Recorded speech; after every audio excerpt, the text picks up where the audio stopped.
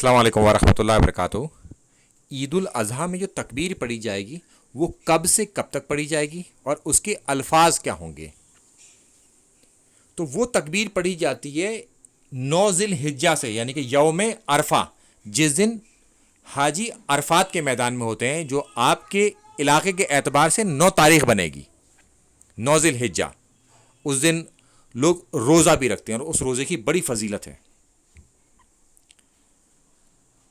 تو 9 ذی الحجہ کے فجر کی نماز کے بعد سے تکبیر پڑھنی شروع ہوگی اور 13 ذی الحجہ کی عصر تک۔ یہ مصنف ابن ابی شیبہ کی حدیثیں ہیں، تو میں نے لگائی ہیں اس میں سامنے، اب جو ڈسپلے پر ہو رہے ہیں۔ اب اس کے آگے چلتے ہیں کہ اس کے الفاظ کیا ہیں، وہ تکبیر کیا ہوگی۔ تو وہ تکبیر ہے اللہ اکبر لا الہ الا اللہ واللہ اکبر وللہ الحمد۔ تو یہ تکبیر پڑھنی ہے ہمیں 4 دن، 9 ذی الحجہ کی فجر سے، یعنی کہ 9، 10، 11، 12 اور 13 ذی الحجہ کی عصر تک۔